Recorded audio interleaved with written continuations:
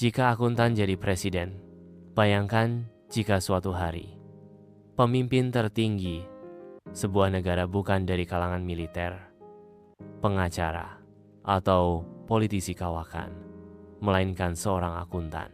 Apa jadinya jika seseorang yang biasa bekerja dengan angka, laporan keuangan, dan prinsip kehati-hatian duduk di kursi presiden? Kemungkinan pertama, anggaran negara akan jauh lebih transparan dan disiplin. Tidak ada lagi anggaran siluman atau proyek fiktif. Setiap pos pengeluaran harus bisa dipertanggungjawabkan berdasarkan data dan analisa biaya manfaat. Prinsip dasar akuntansi seperti efisiensi dan akuntabilitas akan diangkat ke tingkat kebijakan nasional. Akuntan terbiasa membuat keputusan berdasarkan data, bukan emosi. Maka, kebijakan publik akan didesain dengan pendekatan rasional, subsidi yang tepat sasaran, insentif ekonomi, berbasis analisis dampak fiskal, dan sistem perpajakan yang lebih tertib. Bahkan, bisa jadi sistem pelaporan keuangan nasional didigitalisasi penuh, real time, dan dapat diakses publik. Namun, kepemimpinan bukan hanya soal angka. Dalam dunia politik yang dinamis, keputusan tidak selalu bisa menunggu analisis tuntas. Kadang dibutuhkan insting, keberanian, dan kompromi. Disinilah tantangannya. Seorang akuntan cenderung konservatif dan cermat baik dalam hal risiko maupun kebijakan.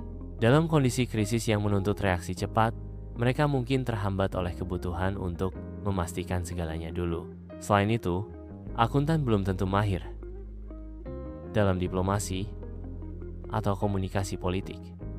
Mereka terbiasa bekerja di balik layar, bukan di panggung publik, membangun narasi, menghadapi tekanan politik, atau bernegosiasi dengan berbagai kepentingan bisa menjadi medan yang asing. Politik adalah seni berkompromi dan tidak semua hal bisa dihitung dengan kalkulator. Namun, ada satu hal yang membuat akuntan menonjol, integritas. Terikat oleh kode etik profesi, mereka paham batasan antara legal dan ilegal. Mereka dilatih untuk mengenali potensi fraud, menyelidiki penyimpangan, dan menjaga kepercayaan. Jika diterapkan dalam skala nasional, prinsip ini dapat memperkuat sistem anti korupsi dan menciptakan budaya transparansi di birokrasi. Kesimpulannya, jika negara membutuhkan stabilitas fiskal, efisiensi anggaran, dan sistem yang transparan, seorang akuntan bisa jadi presiden yang ideal. Tapi jika tantangannya adalah konflik politik, krisis internasional, atau perubahan cepat, maka mereka perlu tim yang mampu melengkapi sisi-sisi tersebut. Karena pada akhirnya, negara bukan sekadar neraca keuangan.